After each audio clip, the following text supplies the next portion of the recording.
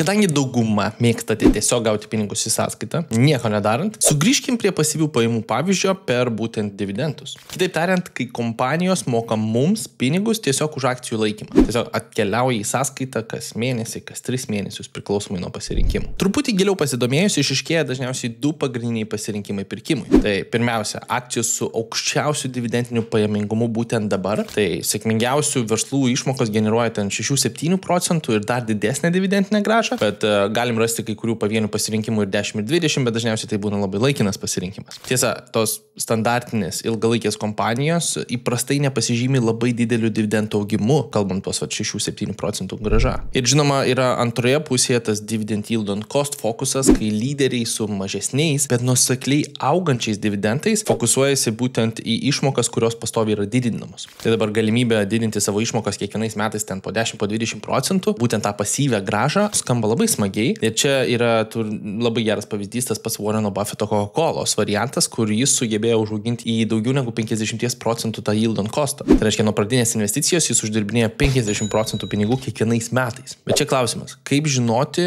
kad dividendai nenustos augti iškart po investavimo arba jie apskritai nebus sustabdyti, juk jie nėra pažadėti. Čia būtent ir slypi dilema dividendiniam investuotojui. Galima rinktis arba solidžią grąžą su mažu ateities augimu, arba didelį potencialą su maža grąža šiandien. Dažnai tiesiog pasimetama tarp 2 skirtingų strategijų ir metam pinigus ir į tą ir galbūt kažką pamaišom ir pasižiūrėsim, kaip bus. Šią problemą šiandien sprendžiam. Ne tik aptarsim pagrindinius dividend yield, dividend growth strateginius pliusus ir minusus, bet aptarsim ir tam tikrus rodiklius, į kuriuos reikės atsižvelgti, jeigu nuspręsite investuoti į dividendus. Taip pat per teorinius pavyzdžius palyginsim abiejų strategijų realų efektyvumą per ilgesnį laikotarpį ir išanalizuosim, kokį realų pelną gali generuoti vienas ar kitas dividendų pasirinkimas, bei kaip jūs galite apsiskaičiuoti tai savo individualiai su nemokamais pasirinkimais. Nusiteikiai praplėsti investicinių žinių horizontus? Super. Spustel po video like ir subscribe mygtukus ir keliaukim prie šiandienos tikslo. Pradėkim nuo pat pradžių. Jei tiksliau nuo dividend yield ir dividend growth strategijų lyginimo. Pradedam tą dividend yield arba dividendinį pajamingumą ir kaip jis veikia, kas jis toks apskritai, kaip jį apčiuopti, kaip jį apskaičiuoti, kas tai per rodiklis. Paprastai kalbant, dividend yield arba dividendinė metinė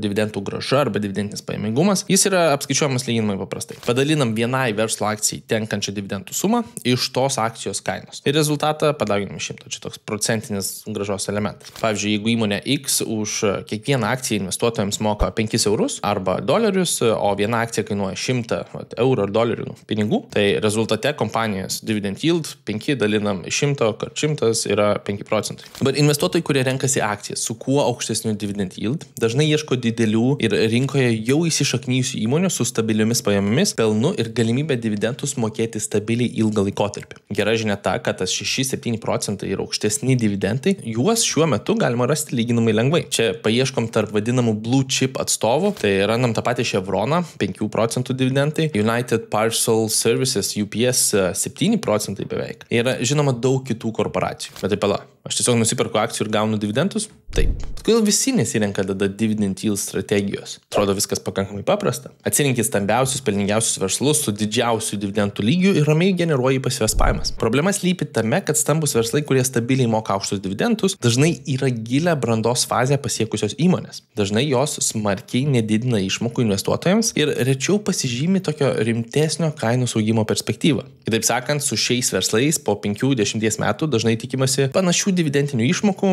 galbūt vejamės tik tai infliacija. Šalia to egzistuoja ir specifinės investavimo rizikos. Jei dividendiniai milžinai neišlaiko savo rinkos pozicijų, viskas pasibaigia pelno nuosmukiu ir dividendų mažėjimu. Pavyzdžiui, dividendų karalius Disnėjus mokėjo dividendus 50 metų iki pandemijos. Per pandemiją turėjo uždaryti savo parkus ir nesvarbu, kad sugrąžino dividendus dabar, bet turėjo tuo momentu sustabdyti keliems metams bet kokias dividendų išmokas. Akcijų kaina tai pajuto. Dabar, siekiant valdyti šią riziką, dividend yield investuotojai dažnai nagrinėja ne tik pajamas ir pelną, bet ir tokius duomenys kaip dividend payout ratio arba išmokų tas rodiklis. Tai reiškia, kiek dividendams yra skiriama pinigų nuo kompanijos uždirbamo pelno. Tai jeigu paprastai skaičiavom per akcijos prizmę, tai jeigu kompanijos X dividendai vienai akcijai šiemet sudarys $5, o grynasis pelnas vienai akcijai sieks, sakykime, $20, tai kaip mes ir žinom, 25% yra tas 5 nuo 20. Tai čia 5 dalinam iš 20 kart 100. Čia dažnai kyla klausimas, kaip perprasti tą rodiklį, tai nepamirškite, kad kartais rodikliai būna uždarbio paskutiniai metai, paskutiniai 12 mėnesių arba forward looking, tai ką kompanija planuoja uždirbti per ateinančius 12 mėnesių. Tai kartais tas rodiklis truputį sviruojantis. Dabar standartas, jeigu mes taip ieškotume bazės, tai daugelis argumentuoja, kad iki 50% čia yra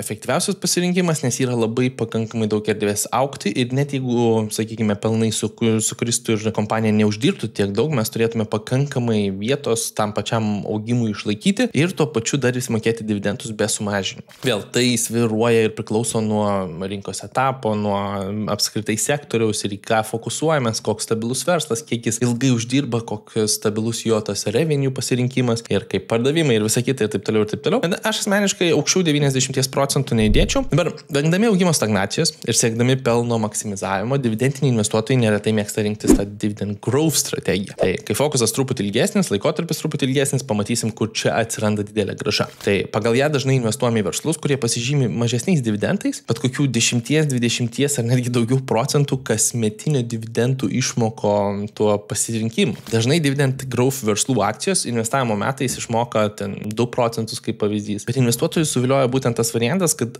kompanija yra augimo etape ir reiškia iki tos maturity levelio dar yra pakankamai daug vietos, tai reiškia mes gausim ir kapitalo prieaugį ir dividendų išmokas, kurios pastoviai didėja. Ir čia yra irgi kabliukas. Tai augimo kompanijos turi savo rizikas, kad o kas jeigu konkurentai juos nurangs. Ir tuo pačiu mes turim argumentuoti, kad 10 arba 20 metų iš eilės kompanija sugebės auginti pelną kiekvienais metais ir uždirbti vis daugiau ir daugiau pinigų, kad išmokėtų vis daugiau ir daugiau dividendų. Čia toks papildomas parametras, kad investuotojai kartais renkasi verslus, kurie išmokinėja jau 10 metų iš eilės, 15 metų iš eilės. Ir tai fokusuojasi atrinkti tuos kabliukus, kurie praverstų būtent jiems. Dabar suradus verslą, pastoviai auginantį dividendus po ten 5-10 metų laikotarpio, galima tikėtis labai solidaus pasyvaus pelno, nes nepamirškit, taip mes galbūt pasieksim tą 10% yield on cost, bet iš indeksinių fondų mes turime tuos sviravimus. Čia pasyvios pajamos atkeliauja kas mėnesį arba kas 3 mėnesius ir stabiliai vis didėjančius. Tai reiškia, mes žinome labai specifinę sumą, kurią gausim, tai rizika truputį sumažėja. Aptarėme abi strategijas, viena fokusuojasi, kad daugiau išmoka dabar ir pastovi didelė suma, bet per daug nedidėja ateityje, kita fokusuojasi, gaunu mažiau dabar, bet jį vis didėja. Tai įmeskim į skaičiuoklę ir pasižiūrėkim, kaip tai atrodo tuo pačiu scenariu. Dabar abiem atvejais į dividendinės akcijas turim 20 metų laikotarpį, investuojam po 1000 eurų ir prie šios pozicijos kasmet pridedam po 2400 eurų arba po 200 eurų per mėnesį. Tai reiškia, pastoviai investau 1000 ir tada dedu po 200 eurų per mėnesį. Tai dabar, jeigu fokusuojos į dividend yield strategijos pavyzdį, tai skaičiuoklę, vėl nuorodas irgi galėsiu palikti, čia market beat, man rodos, nemokamas pasirinkimas, bet paimkim, kad akcija generuoja 6% dividendų ir atsižvelgiam į tai, kad jau dividendinis pajamingumas gan didelis, tai pasirinkam lyginamai mažą pačios kompanijos akcijų kainos didėjimą. Ir tuo pačiu paliksim ties 2%, kad bent po truputį su infliacija vytųsi tas dividend augimo pasirinkimas. Su šiomis sąlygomis ir reguliarių dividendų reinvestavimu, čia svarbus dalykas, kad mes kišam pinigus atgal į investicijas, per 20 metų laikotarpį dividendinis portfelis viršys 100 000 eurų ribą. Atrodo neprastas rezultatas, bet svarbu prisiminti, kad per 20 metų tiesiogiai įdarbinom 49 000 eurų nuo savo kapitalo. Tai ta bendra grąža truputį nusitrina, nes didžiąją dalį jos gavom fiziškai į rankas ir tik tada ją reinvestavom iš savo kišenės. Visai kitokia situacija, jeigu mes žiūrime į dividend growth scenarių. Vėl, tas pats scenarijus ir mes paėmėm iš pradžių, sakykime, 2% išmokas, dėjom 15% augimą, kas yra tikrai didelis augimas bendrai iš savęs, bet tuo pačiu 20 metų laikotarpiu palikę šitą pasirinkimą mes matome 165 000 portfelį.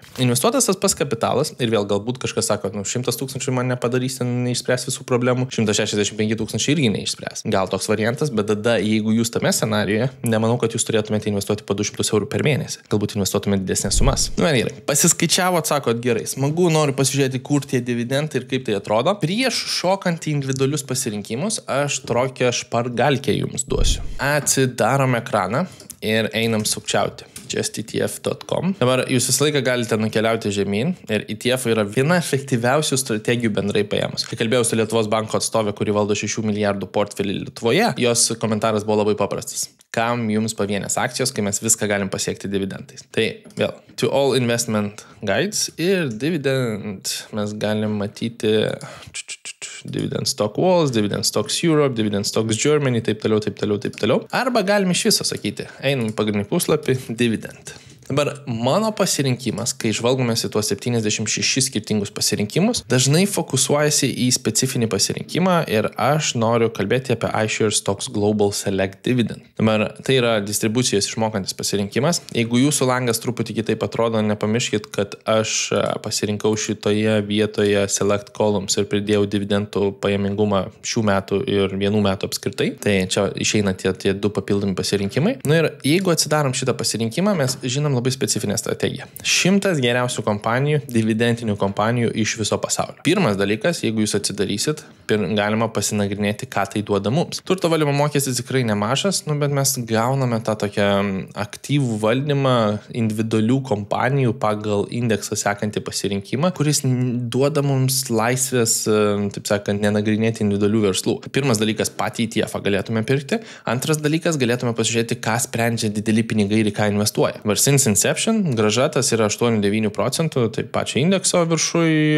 apačioje pačio indekso viršui yra pačio fondo. Ir galite matyti, kaip jeigu 9 metais būtumėte investavę 10 000, tai šiuo metu turėtumėte arti 40. Draugiškas augimas iš savęs. Plus į Ameriką keliauja biški mažiau negu 20%. Čia yra stiprus toks konkurencinis pranašumas, kad mes valdome riziką ir investuojame į viso pasaulio dividendus, ne tik į Amerikas. Labai daug kitų pasirinkimų sėdi tiesiog Amerikoje. Dabar kitas papildomas kabliukas yra, jeigu aš atsidarau šitą fondą ir čia top 10, galima susirasti ir visą 100, man šitie verslai yra kažkas, ką aš norėčiau nagrinėti, nes čia keliauja labai daug pinigų būtent iš dividendinio fokuso ir čia yra profesionalų komanda, kuri tai nagrinėja. Matot, kad financials daug, energy, antras sektorius, consumer discretionary ir taip toliau. Bet sakykime, aš norėčiau individualias kompanijas nagrinėti. Tai pirmas dalykas, ką aš sakyčiau, gerai, paimam, sakykime, pirmą vietą, tai pačią pirmą kompaniją, Yancoal Australia. 10K report. Australian Security Exchange. Manau, geriausias pasirinkimas bus. Ir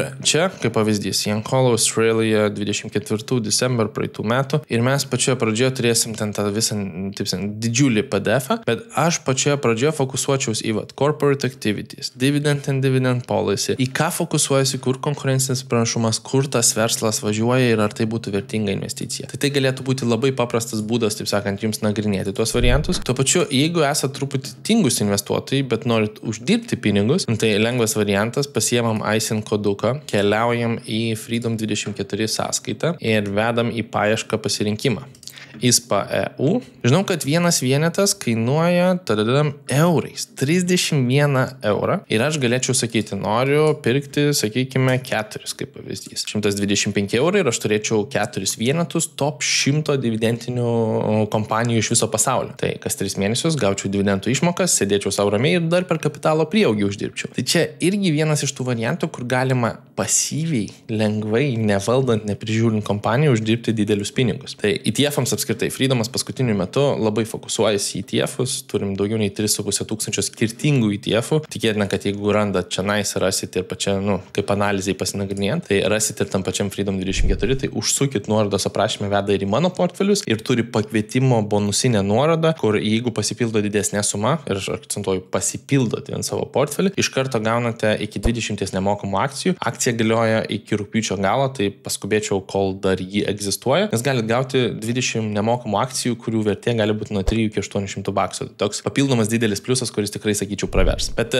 ISPA trumpinys 100 globalių kompanijų iš viso pasaulio fokusuojančių į dividendus ir tai gali būti lengvas pasirinkimas pradžiai. O jeigu norėsit žiūrėti, sakykime, labiau Amerikos, labiau viso pasaulio, ten kokių nors didesnio kompanijų kiekio ar dar kažką, tai tikrai pasižvalgykite, taip sakant, 70 kažkeli čia fondai, kur 76 skirtingi ETF-ai, kuriuos galima fokusuotis būtent su dividendų strategija. Tikrai duos įžvalgų, į kurias kompanijas galbūt norėsit pasižvalgyti pradžioje. Tuo pačiu, jeigu atrodo, kad dividendų strategija nebūtinai tas, į ką norit fokusuotis, užsukite į praktinį eksperimentą. Čia yra augimo portfeliai, kurie sufokusuoti pasyviam investavimui 2 iš jų ir 1 aktyviam investavimui. Užsukit, pažiūrėkit, manau, pravers visiems, kurie dar galvojat, ar čia jau reikėtų pradėti investuoti ar ne. Gerai, tiek šiam kartui. Tikiuosi patiko pasyvios pajamos per dividendų prizmę ir lengvas pasirinkimas. Iki sekančio epizodo.